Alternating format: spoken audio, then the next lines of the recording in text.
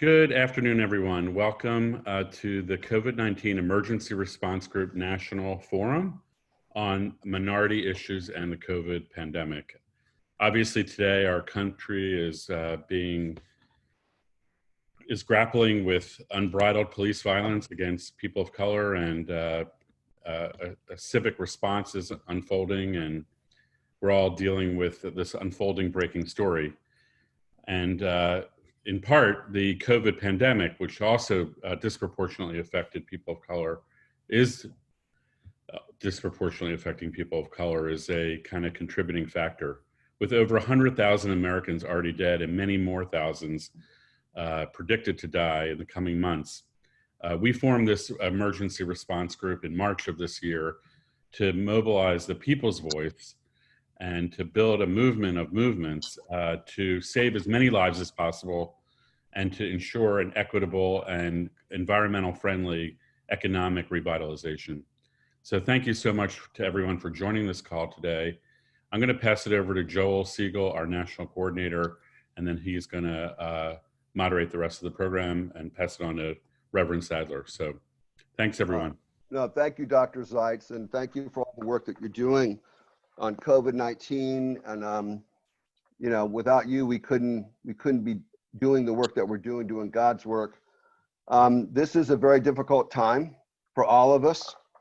How many more unarmed Black men do we need to see being killed by white police officers? When's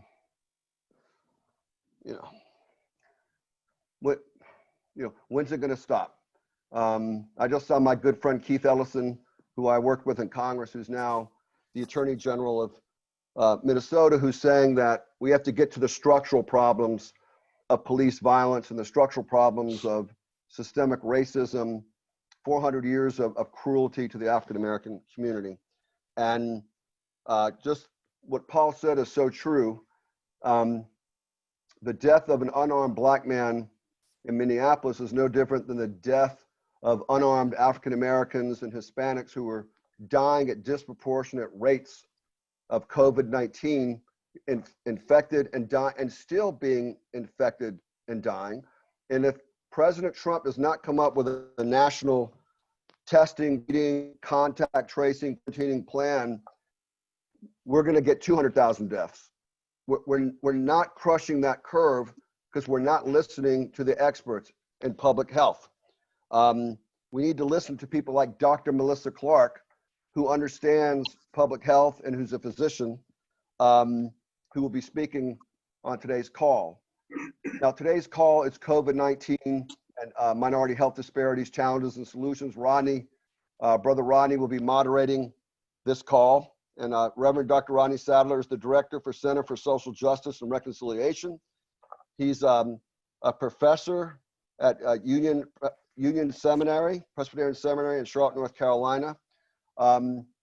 Rodney, can you go ahead and do the honor of moderating this call? And thank you so much for your years of service in the Poor People's Campaign as one of its leaders, your work in Congress, your work in the Congressional Black Caucus, your tireless efforts to work on social justice, not only in North Carolina, but nationally. I do want to say that the COVID-19 Emergency Response Group is in action mode.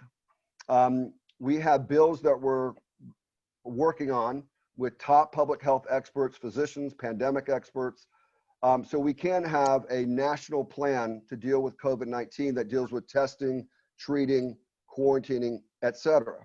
That has to be done. There has to be a bill introduced. We want to do that in the next few weeks. The other bills that we're working on will deal with economic security for all Americans. So no one is evicted. No one has their utilities cut off. No one is without food. 1 out of 5 people now are experiencing food scarcity and insecurity. Having worked in Congress for 13 years, having lobbied Congress, I worked for John Conyers, having lobbied Congress for 20 years, the one thing that I saw in Congress a lot of times was inaction. And our job as citizens is to be engaged in the process of helping those who've been left out, forgotten in the least of these. And today's speakers are some of the nation's experts, not only on minority health disparities, but environmental justice, So, you know, you're really going to learn a lot. And what our main goal is action. What do we do with the COVID-19 racial and ethnic health disparities? Rodney, thank you very much. Your show. Well, thank you so much, Joel, for this opportunity. Thank you, Paul, for opening up this particular call today to deal with the issue of minority disparities as we address the COVID crisis. I want to begin with a few words that set this whole thing in context of the history of America as we deal with race. America's most dangerous myth, America's original sin. These are just two of the many descriptions of what race is and why it's such a destructive idea. We in America are taught that race is real, that it is a valid way of categorizing human beings, that it says something that resonates with who we are at a deeper ontological, biological, or genetic level.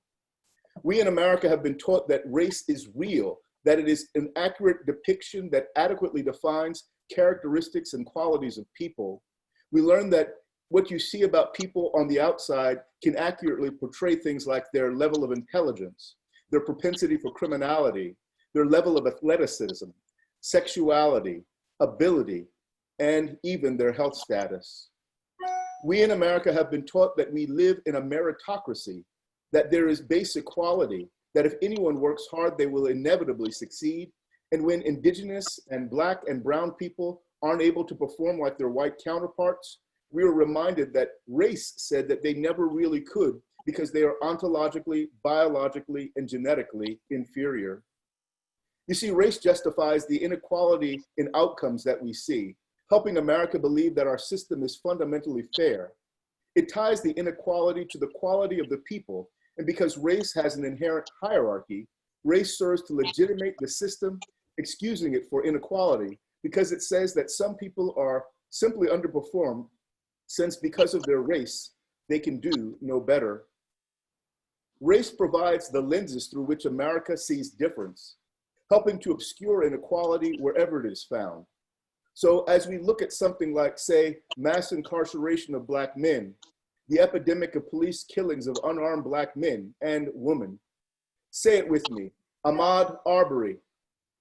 Ahmaud Arbery. Ahmaud Arbery. Say it with me, George Floyd. George Floyd. Floyd. That we can dismiss this because of their race. They must have been up to something. A long time. Race also describes the gross disparities between Blacks and whites in the school system, the vast disproportionality of what we see in the numbers of Black and brown people who suffer. We think that we can simply excuse this by suggesting that the problem has to do with the Black and brown subject's race and not anything wrong with our system. You muted. In this regard, we don't have to look at larger systemic concerns like public policies that allow for unjust sentencing for Blacks for crimes that whites are under sentenced for. We don't have to consider the implicit bias of policing in America and the relationship of policing to the Fugitive Slave Act. We don't have to consider the pedagogical impact of the erasure of African-American history from our educational system that only mentions the contributions of Black people for a few days in the shortest month in the calendar year. We don't even have to question the grossly unjust system that commodifies Black and brown people, using them as fodder for America's predatory economic systems like slavery, then mass incarceration, and the military-industrial complex, and low-wage, no-benefit part-time jobs. You see, race gives us a reason for the inequalities that we see and allows us to ignore the glaring disparities, to treat these disparities as though they are normal, acceptable, inevitable, and even natural. What did you expect? They are Black and brown or Indigenous people. How much do you think better they could do? Today, we have come together to talk about the way that race is influencing the discourse in the COVID-19 pandemic. Why is it that we see so many Black and brown peoples not only catching the disease, but succumbing at a much higher? Wait, sound. Fuck. Hey, Quentin. Oh, okay. Rodney? Yes. Sorry, Rodney, we had a problem. I unmuted everyone when you were asking for a call and response. So let me just, I want to mute everyone and then unmute you. So apologies for the interruption, sorry. Filling it out now, and I'm going to email it I Okay. don't know where I stopped, so All right. So, I'm unmuted. okay, great. Very good. Today, we come together to talk about the way that race is influencing the discourse over the COVID-19 pandemic, why it is that we see so many Black and brown peoples not only catching the disease, but also succumbing at a much higher rate than white people. We will hear the legitimate argument that in part it has to do with the underlying issues of health, that Black and brown peoples have a higher instance of asthma, diabetes, hypertension, and heart disease. Hence, they are more susceptible than the general population to this disease. But I hope that this conversation will go deeper than that and question, number one, the disproportionate levels of poverty that the society accepts for Black and brown people, the persistence of unemployment and underemployment that imperils the economics of people of color. Number two, the lack of affordable healthcare options for many working poor who are unable to seek treatment until chronic conditions like asthma, diabetes, hypertension, and heart disease are acute. And worse, when something like COVID-19 has already advanced in severity so that treatment is less likely to be effective. Number three, the fact that our healthcare system treats Black and brown people differently, often dismissing their concerns, refusing them medical treatment, and spending less time on their cases. And number four, the necessity of poor Black and brown people to work jobs during a pandemic that they cannot perform from home, forcing many to use public transportation, requiring many to work without PPEs, and hence placing them at greater risk of infection. In essence, I hope that this conversation will begin to look past the excuse of race to the systemic injustices that are endemic in our overall system. The COVID-19 pandemic has provided us with a unique lens on inequality in America.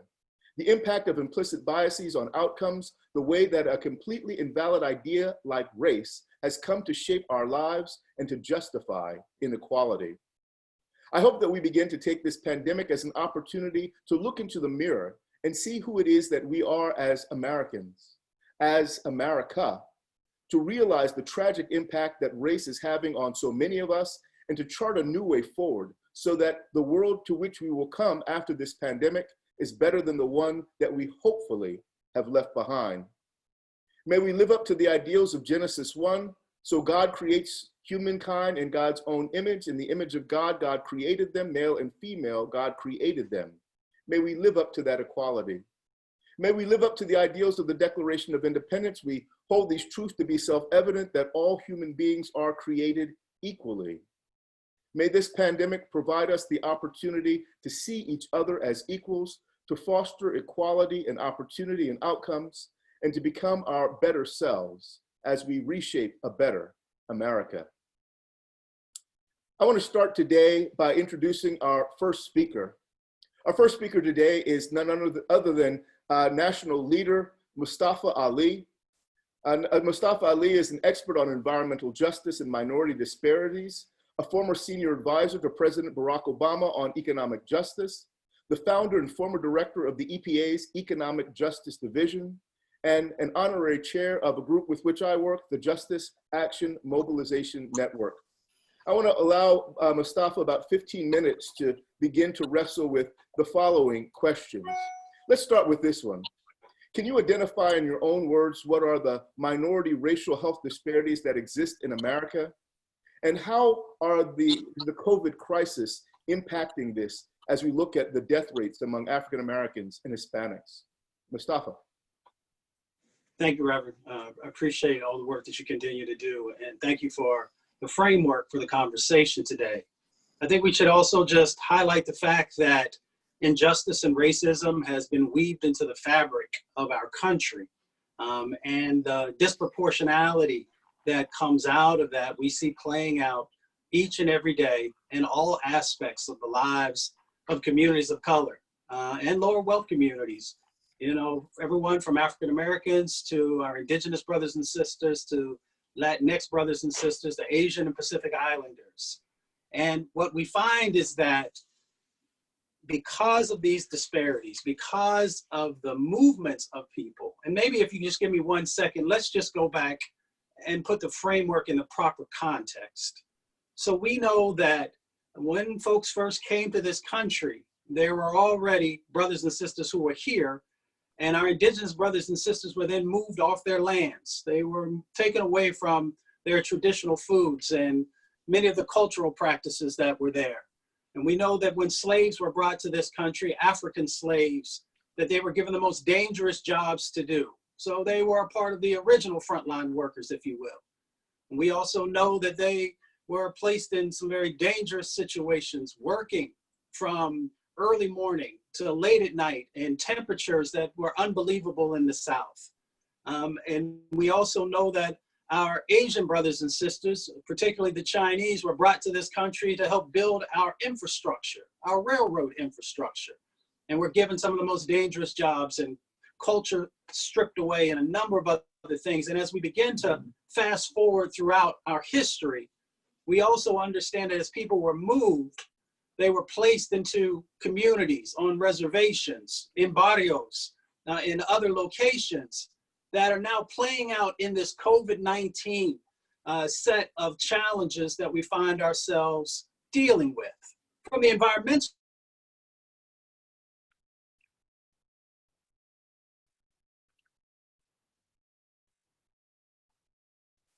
very the facts, and then that are being made from our current administration.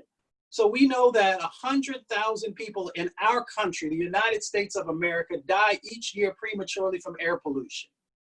And we also know that disproportionately it is African Americans and Latinx communities and indigenous folks and low-income white folks also who play a big role in the numbers of those folks who are dying.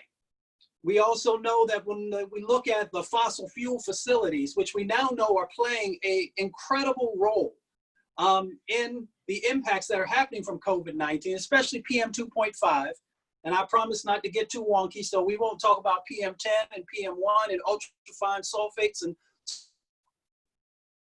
some of the other things that impact our lungs. But we know these communities, these zones. The thing that we don't want are the locations where we also have these higher numbers of infections that are happening from COVID-19. And also when you overlay, you'll also find that a number of the deaths are also located there. So the question is, why is that?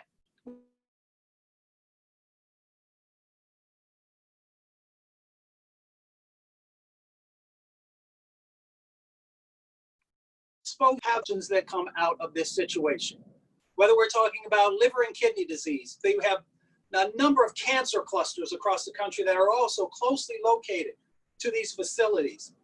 We also know that there are all these lung diseases that are also affiliated with this. And we know that it has been documented time and time again in relationship to COVID-19, that this makes you more vulnerable.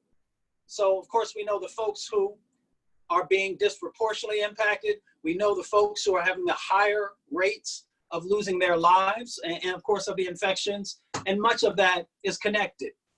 And sometimes folks don't realize that in our country we have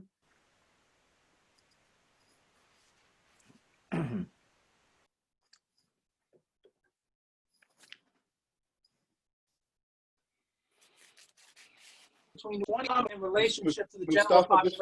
Mustafa, I just want to let you know you're fading in and out, and we've missed a good portion of your last few sentences.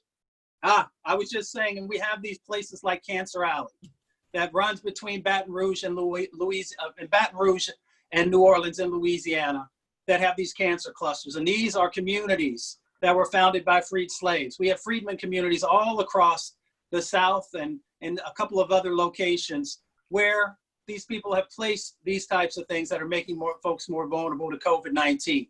We also know that the water-related issues and the impacts that are happening in that space are all making people more vulnerable, causing chronic medical conditions. So we know chronic medical conditions are one of the drivers in relationship to COVID-19 that we have to focus on. But we also have to overlay the fact that we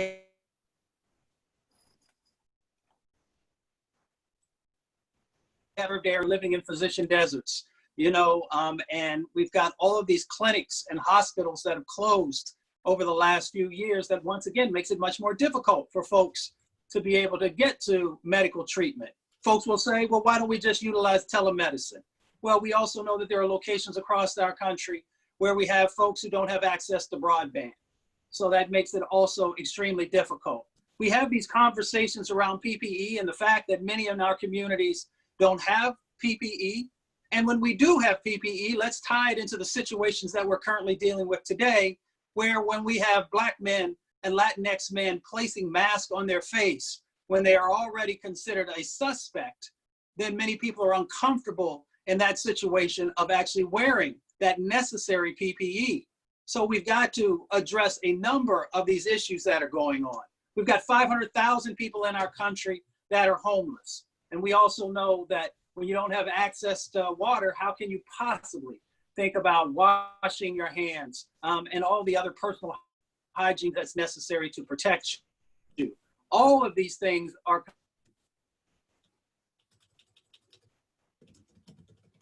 I don't know who's organizing it or what the goal is or anything. Mustafa? I didn't show up too much time. Mustafa, you have a few more minutes, yes. Oh, okay. So the other part that we have to address as well in dealing with our most vulnerable communities is addressing the injustices that are happening from this administration and stopping the enforcement of environmental laws and also rolling back many of the protections that are necessary. We see now how it plays out when you talk about rolling back the Clean Car Initiative that stops the pollution coming out of those tailpipes. And we know that traditionally our transportation systems and routes in this country have been used to extract wealth from certain communities and dump off pollution into other communities. We know that when you're talking about, removing ourselves from the Paris Climate Accord, we're now moving into hurricane season in a couple of more days. And we all remember what we saw with Katrina and 10,000 people in the Superdome. So now we have to also be able to think critically about when we have these climate emergencies, these climate disasters happening.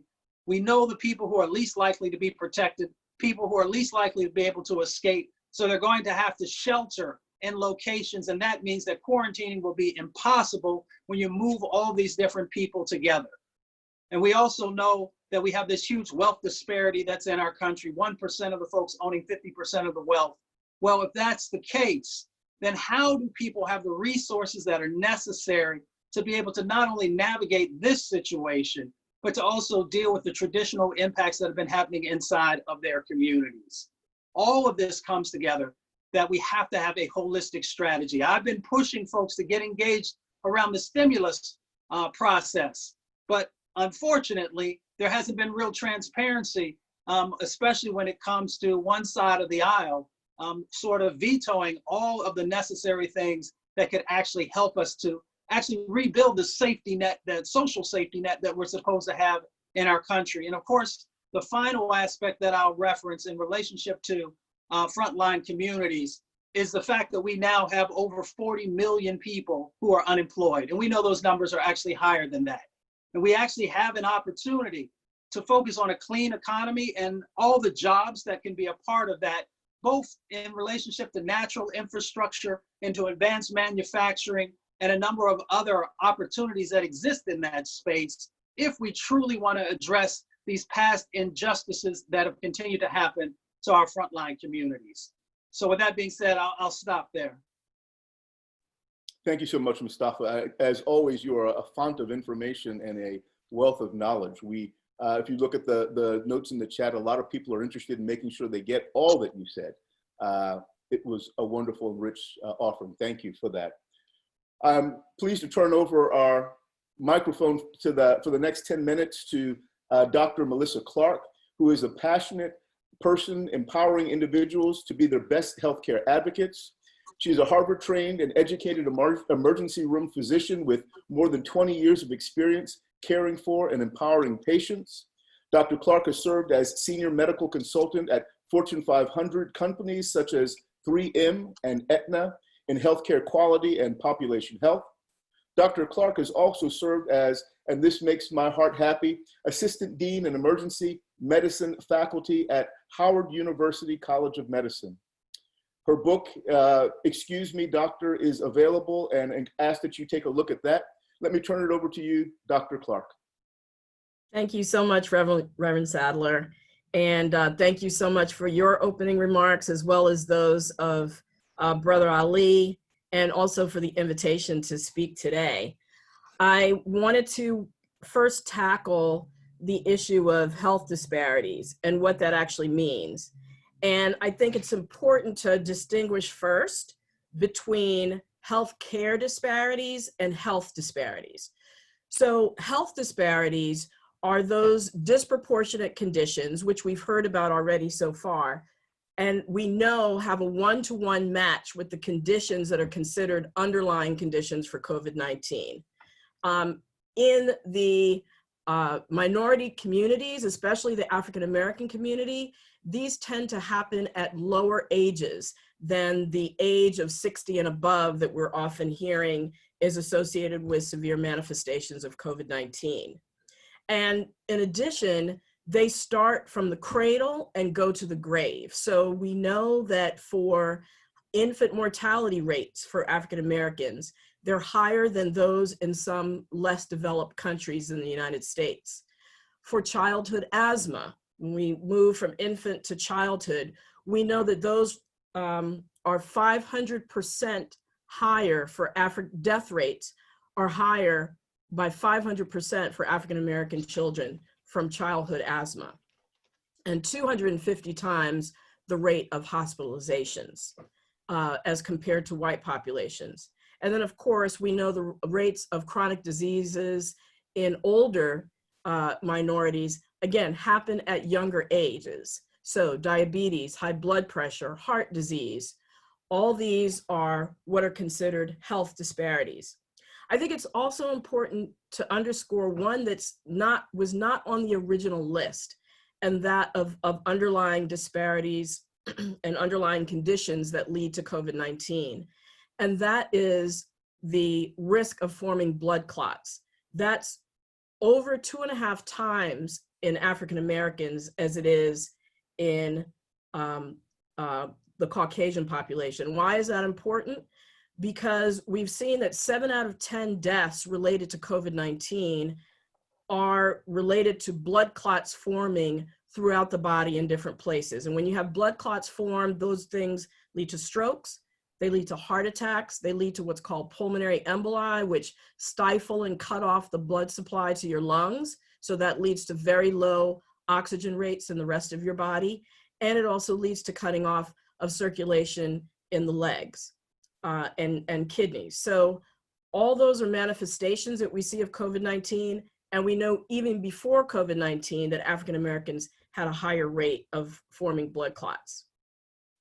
And so these health disparities, I think, you know, Brother Ali kind of took us back to the very beginning of the history of African Americans in this country, the arrival on American soil. And I want to just briefly touch on that because I'm going to talk about 2 studies that were done. First on victims of the Holocaust and victims of the Dutch potato famine, both which happened, as we know, historically in the mid-20th century. And they looked at women who survived those traumas and were either pregnant during the time or later gave birth. And they looked at the offspring of those individuals and found that there was much higher rates, or were much higher rates of high blood pressure, diabetes, heart disease, PTSD in their offspring. So those, as horrible as those were, especially the Holocaust, they were for a small amount of time as compared to 400 years from the arrival of the first African on the American soil, and the 400 years of traumas that way outclips the time frame that they looked at in individuals who were survivors of the Holocaust and the Dutch potato famine. And those traumas persist up until today. And I just want to say one other name, Breonna Taylor, to add to those 2 names that we said earlier. And so these traumas persist, and it's because in those same populations, they had alterations to their DNA that actually were linked to these diseases later. and they exactly correspond to the underlying conditions and the health disparities that we see in people of African descent in this country. So I want to move from health disparities to health care disparities. Health care disparities are those disparities having to do with access to healthcare resources. And of course, they lead to the health disparities. So only 20% of health outcomes relate to what happens in the doctor's office. The other 80% are due to social factors, which account for about 40% of what we know as social determinants of health, environment, such as clean air and water, and health behaviors like smoking. So that is really important to consider, because when you think about social determinants of health, we know that for communities of color who have been redlined historically into neighborhoods where there are fewer hospitals, fewer healthcare resources like primary care doctors and specialists, food deserts where food is so key to immunity and overall health, exercise deserts where it may be unsafe to exercise outside, either because of the air quality or levels of violence, and of course, clean water. All things that are neighborhood-based social determinants of health disparities. And then those non-neighborhood based ones, racism. I just want to specifically call out racism because that is a burden on our immunological systems because of the stress that then in turn affects us at the level of our DNA. So, and also because of the stress hormones that also suppress our immune response. So there was also a study that looked at African American men and racism, and it showed that there was destruction to the DNA that is the same that is seen with chronic disease and the same that is seen with aging. African American men who internalized racism had that destruction seen to their DNA. African American men who did not have that destruction seen, which I see as a positive sign, and the importance of a strong self-image and access to mental health care, which of course we don't have. And then in addition to that, and racism is safe working conditions. We heard about the discrepancies in terms of Black and brown people. 80% of Black and brown people do not have jobs where they can work at home, thus forcing them to take public transportation, as was mentioned before, and be the frontline workers, whether it be in healthcare, grocery stores, transportation, etc. And so therefore they have been disproportionately exposed, as also as seen in unsafe working environments like meatpacking plants, where there have been outbreaks of COVID-19. And then finally, access to healthcare also depends on insurance status, which we know is lower in minority communities, and healthcare bias. When you do actually finally end up in the emergency department, we've had numerous studies that show that there's a difference in the way that pain is treated, the way that kidney transplants, for example, are decided who gets a kidney transplant, heart catheterizations for people who are having heart attacks. All those are differentially meted out. So then how does that now, our healthcare disparities that we've run down, our health disparities that we've run down, how does that fold into the COVID-19 response? Well, we know about the underlying health conditions, but just as there are food deserts, there have been testing deserts and PPE shortage deserts, and those map to higher communities with higher concentrations of people of color. We were told initially, call your doctor in order to get a test. Well, if you have differential rates of access to primary care, differential rates of insurance, you're not going to have a doctor to be able to call to order you a test. We were told initially, don't wear masks. Well, those 80% of Black and brown people who had to be out on the front line were exposed for weeks and weeks without any kind of protection or public health guidance, and continue to be in those positions in many places. And then lack of hyper-local messaging from trusted sources. So when you got Dr. Birx or Dr. Fauci, or even your local public health official who might not be connected to the community in a way that engenders trust, sending police officers out to break up gatherings, those kinds of actions and that kind of messaging, using phrases like asymptomatic carrier. We've done studies and practices that show that many people didn't know what asymptomatic carrier meant in terms of breaking it down into language that people can understand. And then we know that there's been a history of rationing of care. Because of the devaluation of Black lives and people of color, we know that when it came to testing, even in a hospital setting, or rationing of healthcare supplies and ventilators especially, we know that those same biases that I mentioned in those studies before come into bear when making those kinds of decisions. And then finally, I want to say there's been a learning curve in the medical community in terms of how to treat COVID-19. And the fact that I mentioned to you that African Americans have higher rates of blood clots and that 7 out of 10 deaths due to COVID-19 are related to clotting, it wasn't until later in the pandemic, around April, that blood thinners started to be routinely used in hospitals. So such that when a person hits the door, they immediately get a blood thinner to help prevent that complication from happening.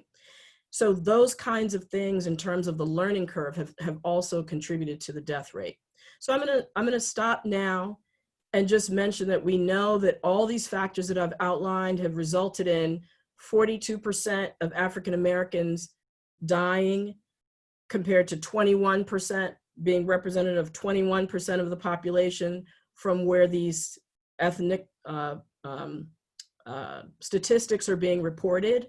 Hispanics or Latinx people, 29% of the deaths from COVID-19 versus 18% across the board representation in the population.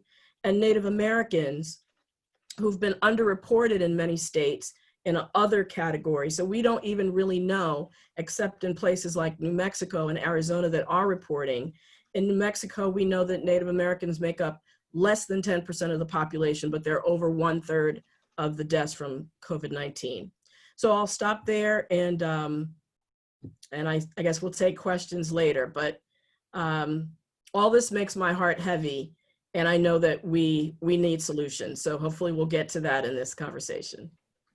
I just want to say thank you so much, Melissa, for your wealth of information. Dr. Clark, you have given us so much information, and it makes a whole lot more sense now what the vulnerabilities are, both on the healthcare and the health side. So thank you so much for that informative conversation.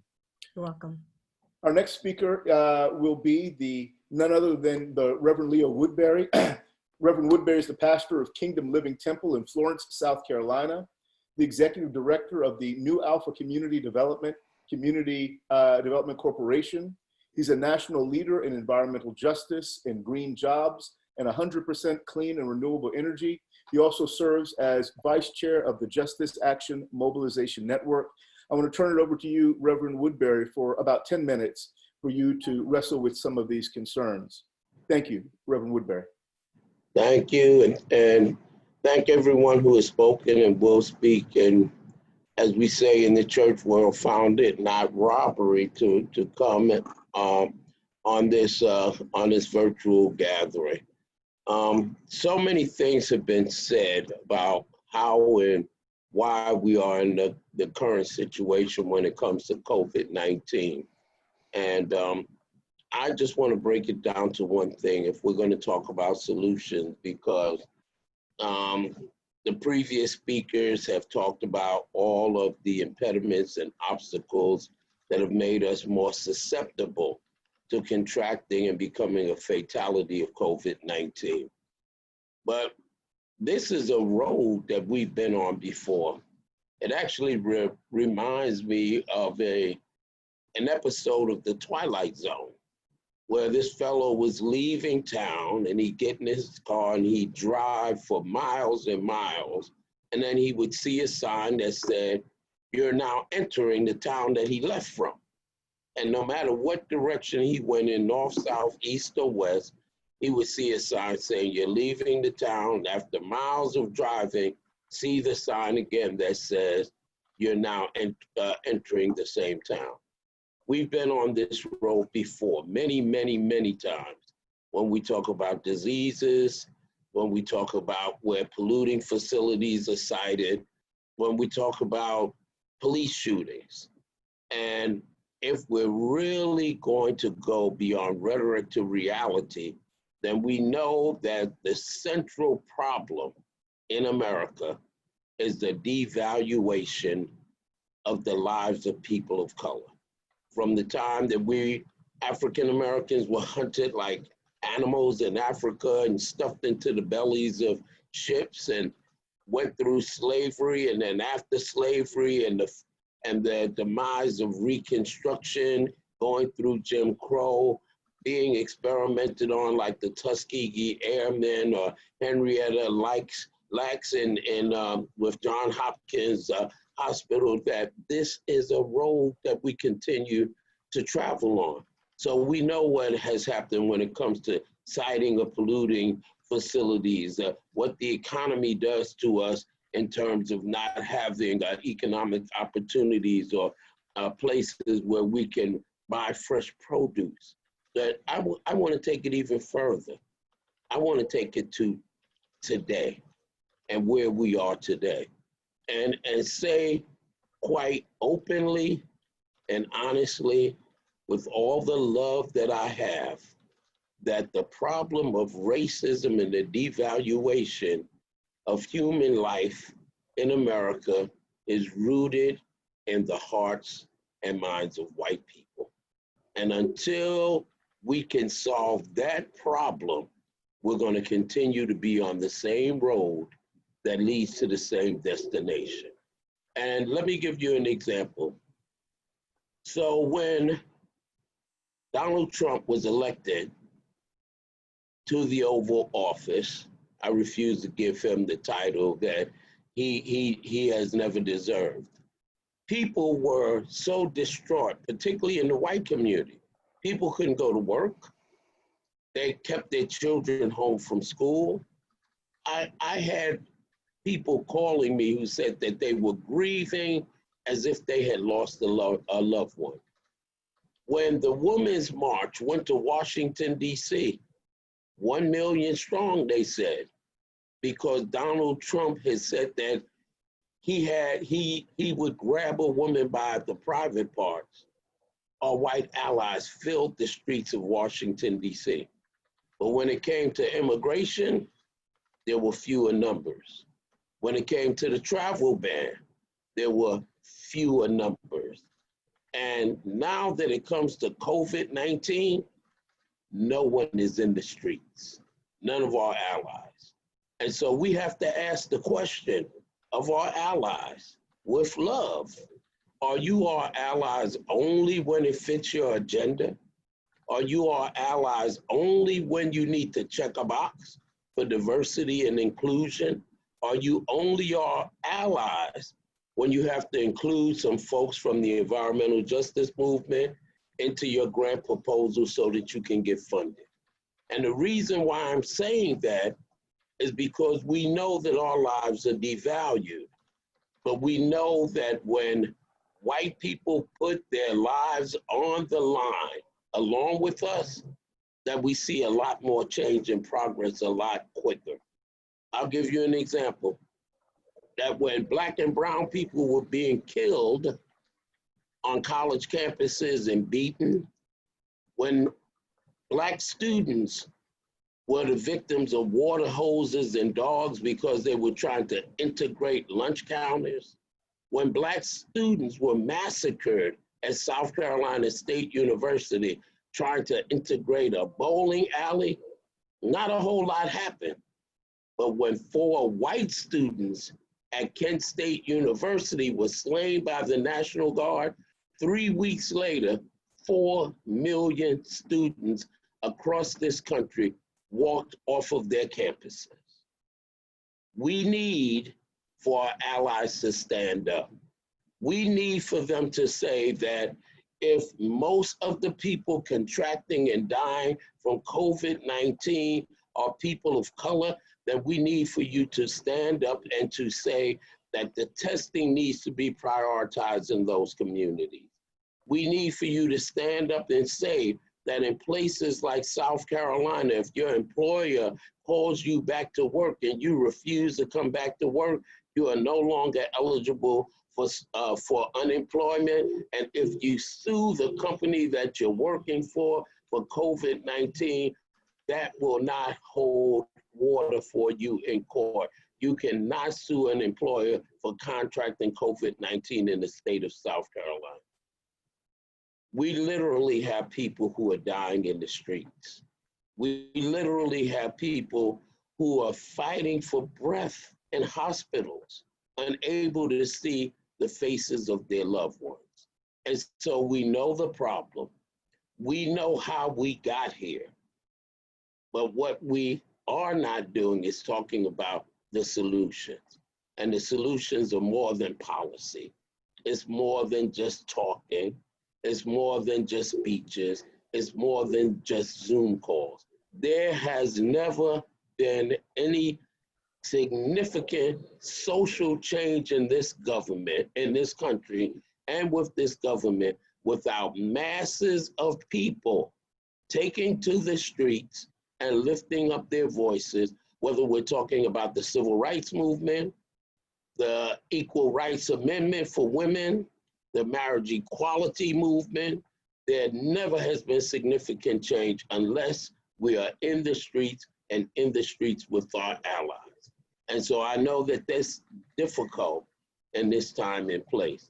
But if we're going to have a new normal that is really rooted in justice and equity, that is really centered in environmental justice communities for people of color and low-income whites, then it's only going to happen if all of us are willing to get on the front lines together and not just say, how can we support the frontline communities, but how can we go there with them when the tide turns against them, when the death angel hovers over every household, when the police not only don't value a teenager who has a hoodie on, but doesn't value the lives of a CNN reporter who has his credentials around his neck while the handcuffs are being slapped on his wrist. It's time for solutions. We know the problems, but the problems are not going to be solved until the people of this country lift their voices. COVID-19 is an opportunity. COVID-19 has shaken the foundations of this country and its economy. It has put a strain on the food supply chain and many other pillars of this country. And if we do not actively and aggressively create the new normal that we need, then there will be a new normal, but it'll be Donald Trump's new normal. There will be a new normal without environmental regulations, without the ordinances that we need, without the police protection that we need, without all of the things, the ideals and the values that we claim this democracy is about. This struggle is not about just Black and brown people. The word democracy comes from the Greek word demos, which means people, and krasi, the rule of the people. So it's time for us to come out of our chairs. It's time to move beyond being armchair activists. It's time to take to the streets. It's time to have each other's back. It's time for all of us to move, my white brothers and sisters, in the tradition of John Brown's. I'm not saying pick up arms. I'm saying we need for you to move fearlessly in the tradition of John Brown's, Jane Brown's, and the freedom fighters and freedom riders of the 60s. That's what we need to do in the midst of COVID-19. Thank you.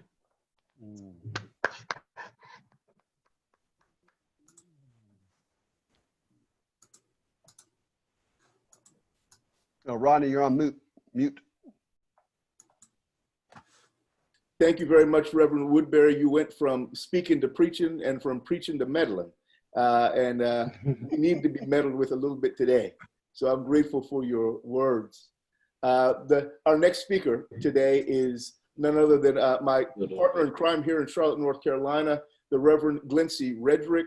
Reverend Redrick is the co-chair of the Charlotte Clergy Coalition for Justice, the former chair of Mecklenburg Ministries, which is the largest interfaith network in North Carolina. Reverend Redrick, I want to start off with you with a question that has to do with what do we begin to do as we seek to address these concerns? I know that you are wrestling in part with some of these things about what we're going to do in Charlotte. So how do we begin to address some of these health disparities as we move forward? Reverend Redrick, I'll give you 5 minutes. Thank you, Reverend Sadler, and thank you, Reverend Woodbury, and all of the speakers before me, Dr. Melissa Clark and Mustafa Ali. The question is a profound one because what do? We know that we have marched in the streets, we have done press conferences, we have done all sorts of protests, we have shown up on our city council doorsteps, our county commissioner doorsteps. We have traveled with Dr. Barber to Washington, D.C. We have been in the halls of Congress, and we still must do all of those same things. We still must continually be able to speak the truth and go in places where we find ourselves to be resistant and where we're not welcome. But if we don't continue to speak to the injustices, we will continue to live in this unjust society. Yes, I am quite troubled. We have had continuous amount of deaths of men and women who are unarmed, some by law enforcement, some by vigilante groups. And I say that it is all connected still to the COVID-19. Why I say that?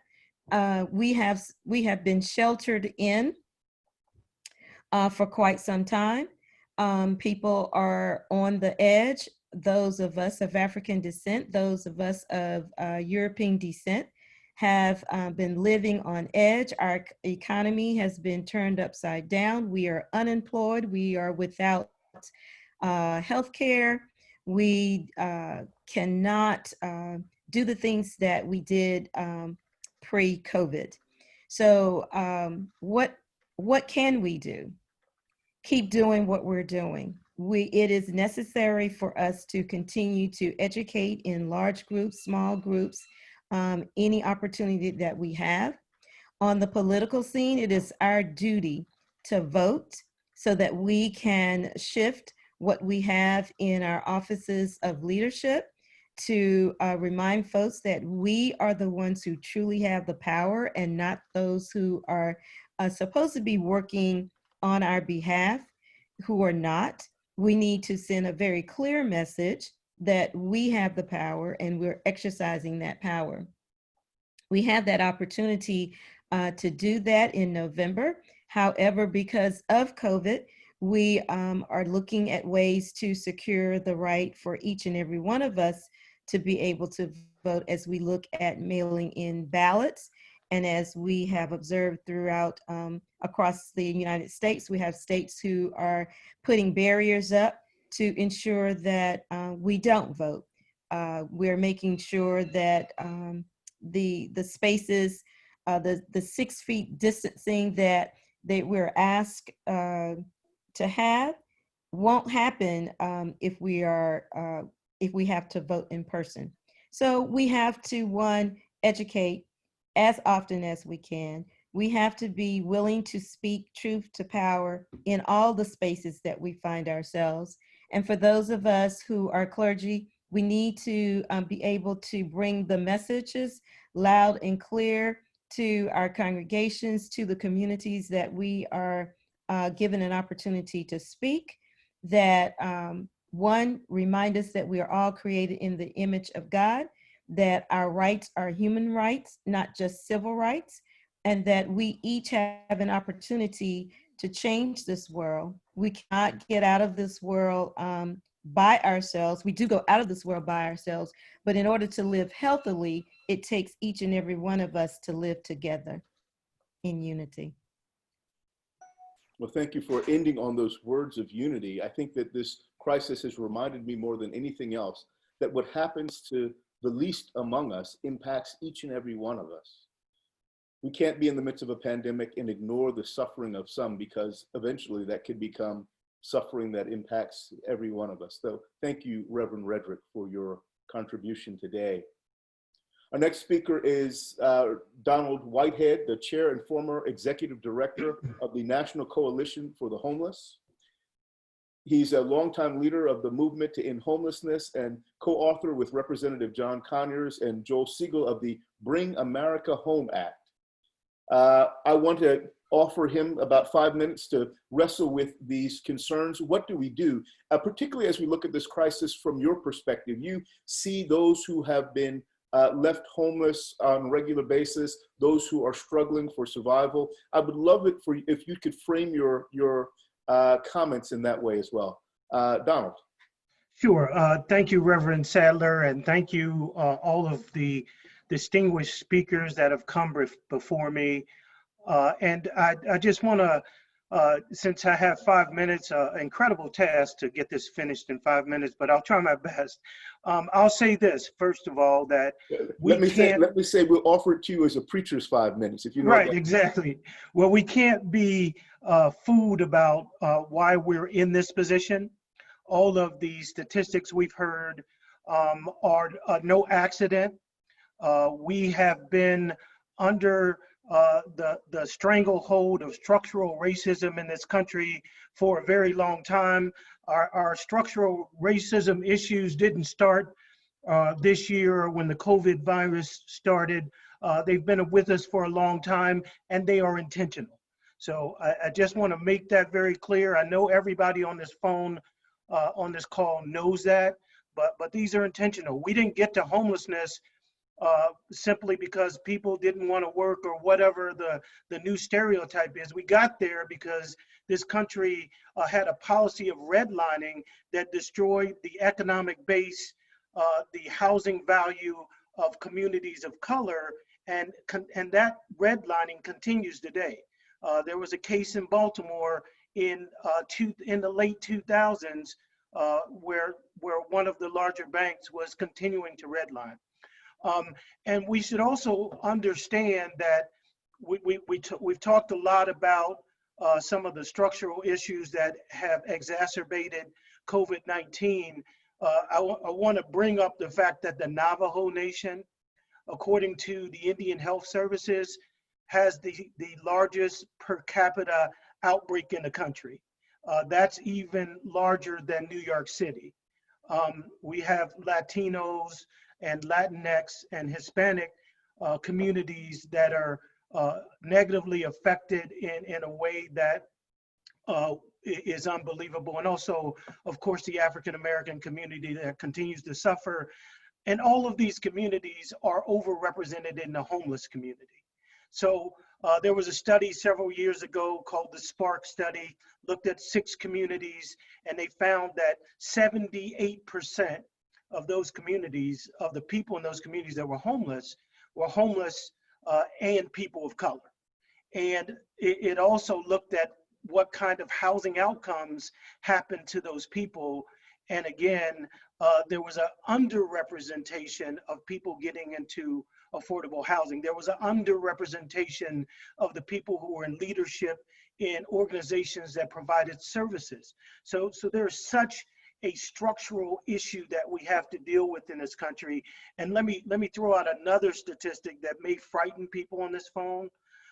there's been a couple of studies by economists that say that the homeless population, which is a lot higher than the 500,000 that you hear about, it's more, it's closer to 1.5 million or even higher.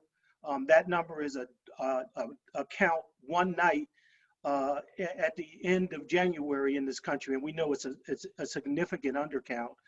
That number is going to grow by 45%. That's what the prediction is. And so let me get to the solutions. I just wanted to paint the picture. So there has to be a constant drumbeat about these issues, about the realities of why people are homeless, the structural inequality in this country. I do that every day. I go out to communities and I talk about the inequality of the system and the structural racism. We have to continue to do that. As Reverend Reddick Glincy said, we have to continue to make sure that people hear those statistics, but we also have to get involved politically. And I've heard people talk about it's the lesser of two choices.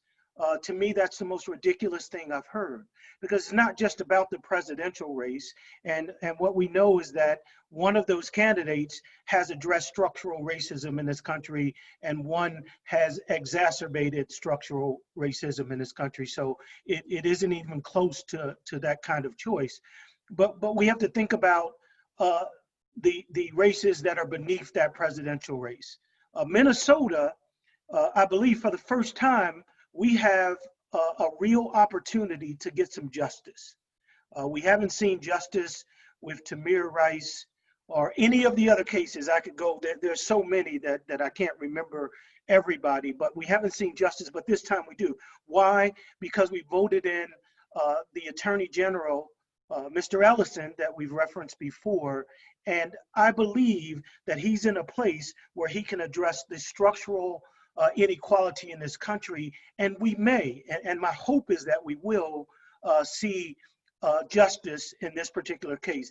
There's no doubt that it was murder. There's no doubt that these people need to be held accountable for their crimes, but we for the first time, I think, have a real chance.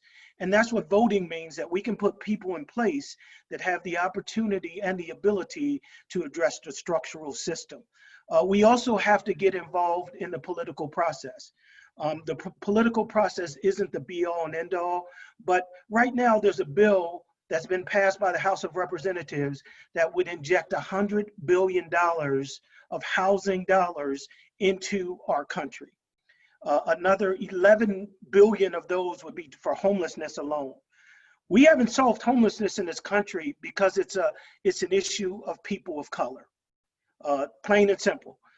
We could talk about, people not believing in the stereotypes, or that people are making bad choices, whatever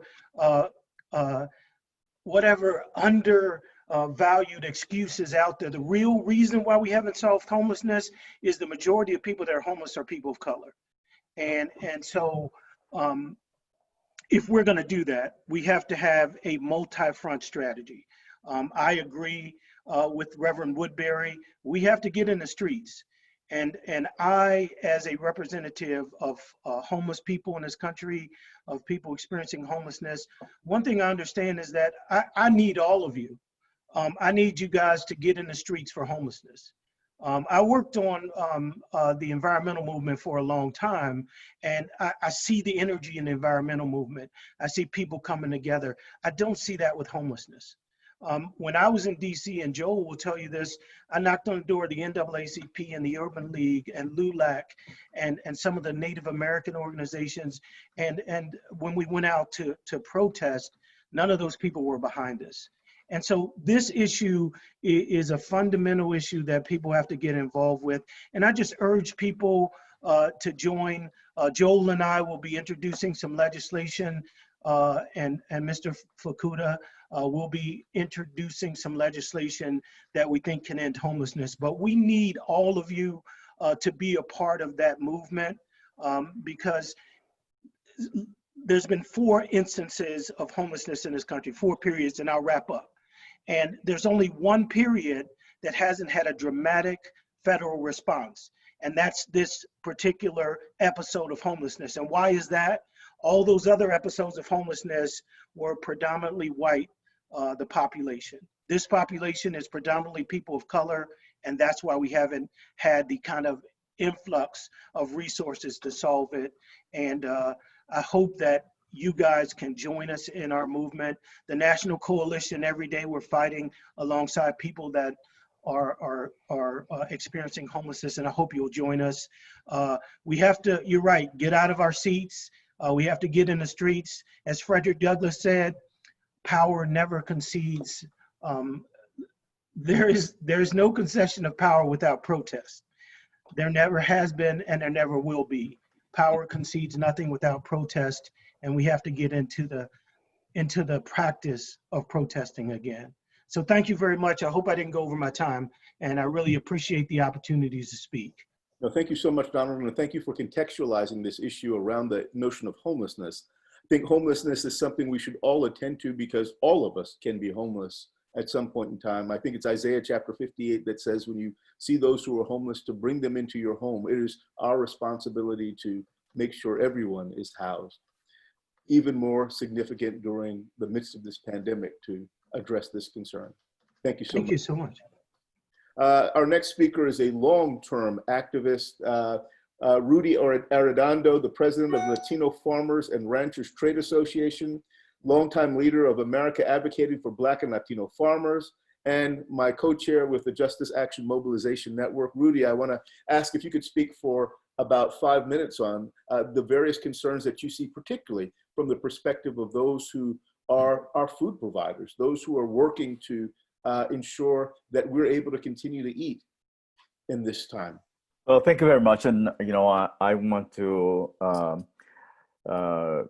thank Reverend Woodbury, because I certainly subscribe to his efforts. And in terms of us getting off of our chairs and doing Zoom, first of all, in the communities that we work in rural areas, there is there's very limited access to broadband. So they are oftentimes not able to join us.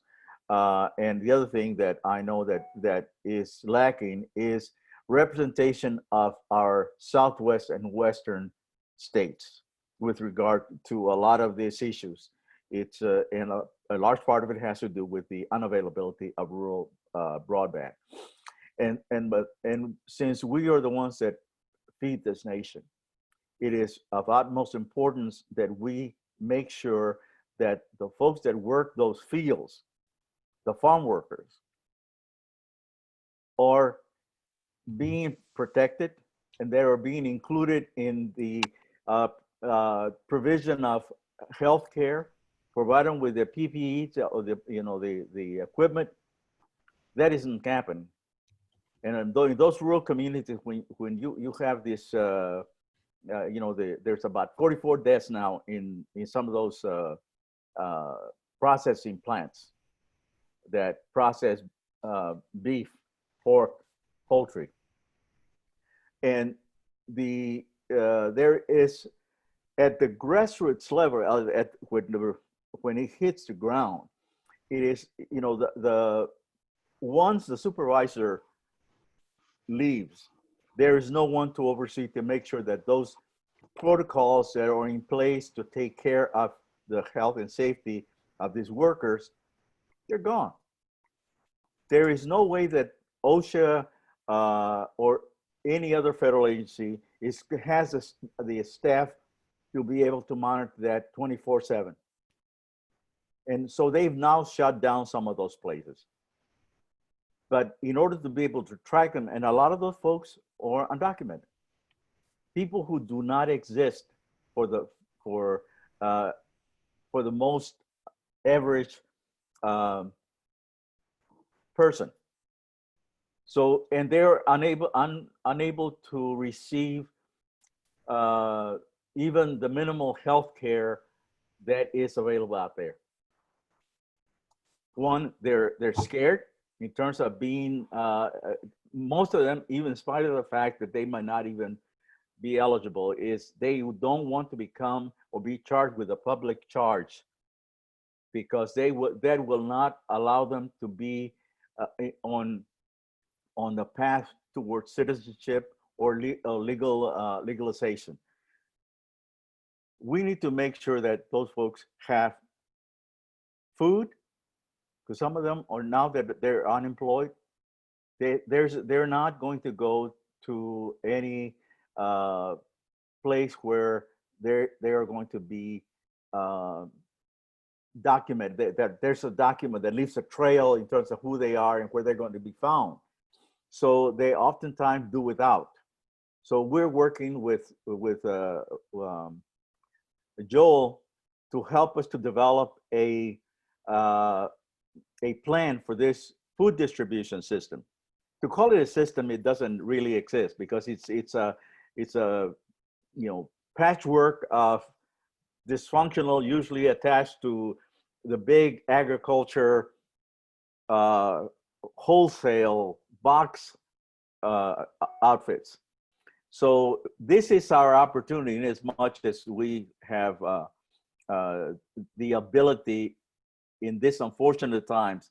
It is important for us to take action and be able to develop a system that works for our communities, irrespective. And with two things that Joel and I have been talking about is providing a Medicare card for anyone. Two, the other one is a SNAP, that they be eligible to receive food without any kind of impediment, because we need a stable labor force to be able to harvest our crops. And that's where I think that this is an opportune moment for us, because the employers that have those fields that need to be harvested, they're not going to find workers. So this is an opportunity for us. So, thank you, Joel, for helping us to put together this. We're still in the discussion stages to make sure that we incorporate things while this thing is pandemic is is with us. And like I said, I really would like to see if some of our Western folks can come to some of these meetings, because I don't see us there in the most of these discussions that we have. So thank you very much for the opportunity. Thank you so much, Rudy. It's wonderful to hear from you on these issues, and wonderful to be reminded about the consequence on the people that are doing so much to produce us, to keep us going forward. Again, not just on the urban side, but also on the rural communities as well. I'm going to open us up for questions in about 5 minutes or so. So if you have any questions and you'd like to formulate them, I'm going to invite them in the chat. But before I do that, I want to recognize that the hardest hit part of our nation during this crisis has been this New York City. It has been ravaged by the COVID crisis, and we find odd things happening there. It's not as much minority communities that are immediately impacted as other communities in many instances as well. But I want to hear a little bit about what's going on with the racial and ethnic disparities in New York City, and ask James Fukuda if you'd like to speak to us for about 5 minutes.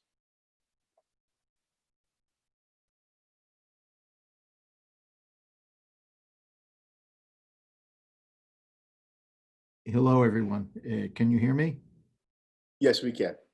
Great. So I was so inspired by what everyone had to say. The disparities are amazing. I mean, New York prides itself as being a fairly progressive place, and the systemic and institutional racism is stunning. I'm a person who has worked independently most of my life. What I've gotten because I just worked really hard. And in the US, the American Western format of pulling yourself up by your bootstraps. But this is a problem now that's being exposed to plainer sight, that no one can face alone. We have to come together. We can't talk about it behind closed doors. This has to be out in the street, in the sunlight, where everyone can see and hear, and where those who need to be held to account can be seen and cannot hide in the shadows. Some of the things that I've seen, as some of you know from past conversations, a few weeks ago, I took over someone else's shelters that were not doing a good job. And we went door to door and found a number of people who were severely dehydrated. No human being had been in touch with them for 6 days. And we found 2 people who were dead. I didn't know that story. So the 2 people that we found, no one really knows how long they had been dead, but it could have been as long as six days. I immediately had to get into a fight to get the coroner to come and take the bodies. Now, I'll grant you that was at the height of the rate of infection in New York. So there were a lot of people who needed ambulance service, and there were a lot of people who needed the coroner to come and get them. And I'm sure you saw the news stories about the refrigerated trucks and so forth.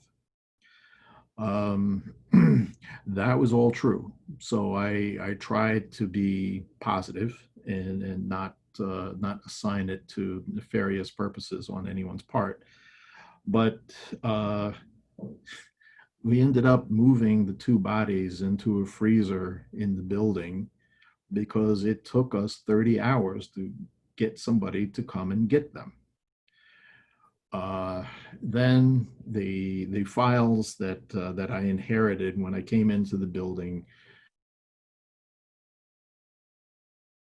made it very difficult to establish ID and figure out who next of kin was and so forth. The city notified me that from the time they took the bodies, we had 72 hours to come and claim the bodies, or they would put them in the paupers' graves in a place called Hart's Island, which, if you saw the newspaper photos of the trenches with the bodies laid like matchsticks, that's Hart's Island. So we found the people, and I ended up guaranteeing the mortuary that the costs would be covered, while these people who have no means at all tried to scrape together the money to claim the body, get it treated, and deal with it as they saw appropriate. This has been repeated over and over. My staff has devoted countless hours to fighting to get EMTs to come and take people to the hospital. Now the fight is to get people tested. And when you do test them, the first question that comes up when you go to these walk-in clinics: do you have insurance? Is your employer covering this? So the test is free, but the lab costs. It's an incredible system right now.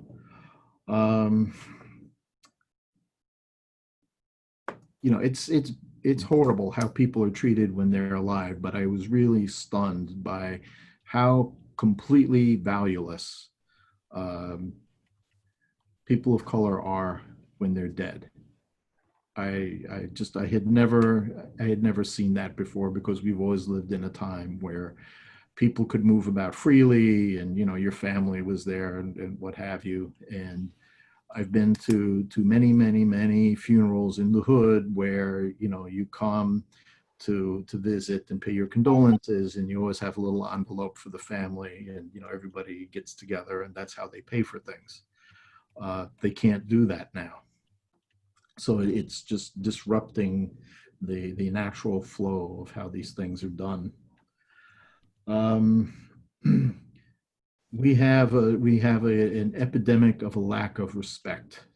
You know, whether it's respect for people's lives, for their health, people having respect for themselves because institutionally their self-respect has been taken away. I have a guest at one of the shelters named Joshua. So for HIPAA reasons, I won't give his whole name, but Joshua has a number of chronic conditions, among which is diabetes. So he's an amputee, and I fight with Joshua every day. He goes out in his wheelchair, and if any of you have ever seen the guys kind of pushing themselves along with one leg, so he does that, and every night he comes back, and he's got a cigarette in one hand and a Diet Pepsi in the other. Happy guy, you know, just rolling down the street. And I've given up trying to get him to give up Diet Pepsi and cigarettes, but lately the story with him is, don't do it now.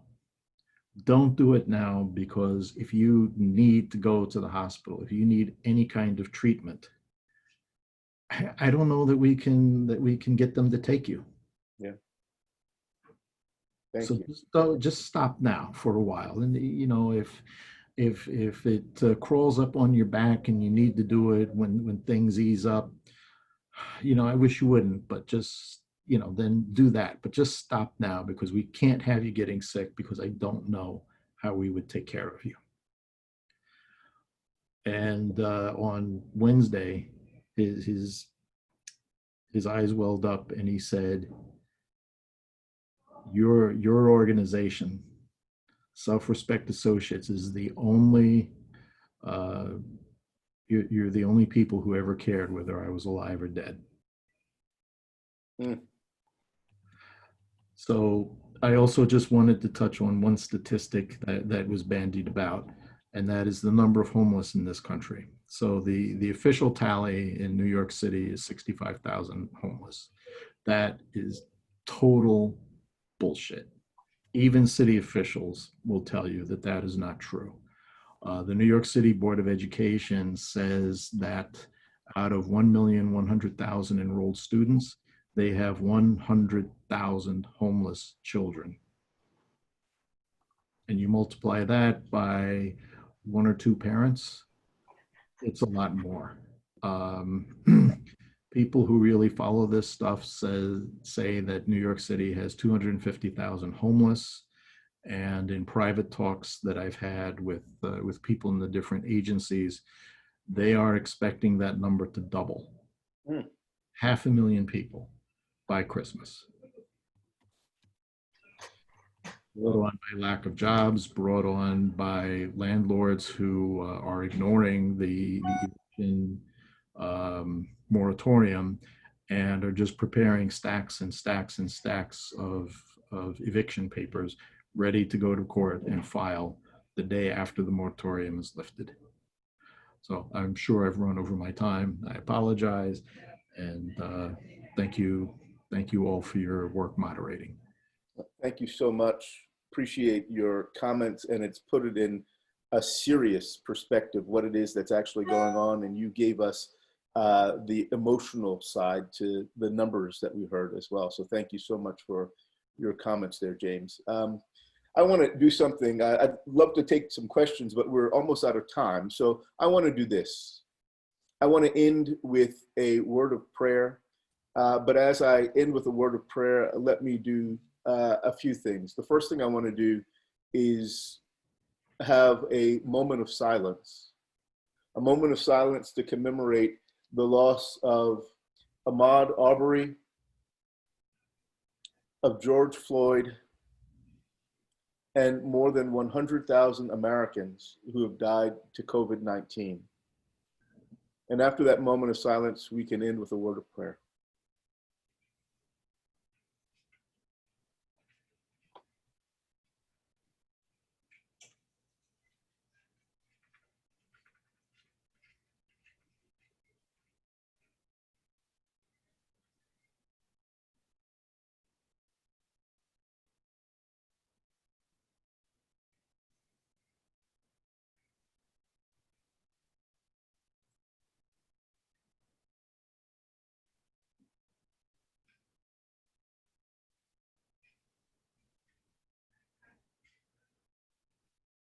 Holy One, you are gracious to us all in the midst of a broken world, in the midst of a system that relegates some perpetually to the margins simply based on the color of their skin, the country of their origin, the language that they speak, the way that they appear from the outside. But you said in your word long ago that you made us all in your image, that you made us all equally of equal value, of equal worth. Dr. King said years ago that we are existing in a network of mutuality, that every human being is a child of God, made in God's image, and therefore deserves to be respected as such. But we have fallen short as a nation. We have allowed some to languish while others have prospered. We've allowed others to prosper because some have languished. Lord, we have seen the error of our ways, and we ask that you would guide us to a better future. Help us to forge a future where all lives are valued. Help us to forge a future where each and every person has adequate access to health care.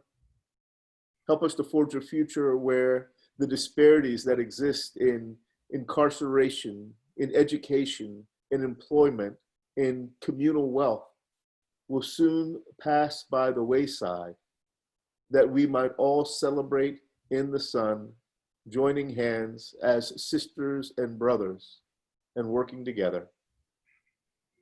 We have seen the issues, we've seen the problems, we know that they are real, but use us in this time to be your implements of change. Empower us, enwizen us, embolden us, that we might be the change that we need to be to bring about a better future. By many names we call on you, and in all of them we are grateful to you and just ask that you would use us for your purposes. Amen. Amen. Amen. All right. Thank you all for joining today for this wonderful call, for this wonderful opportunity, and look forward for you joining us again as we talk about other issues with the COVID-19 crisis going forward. God bless you all.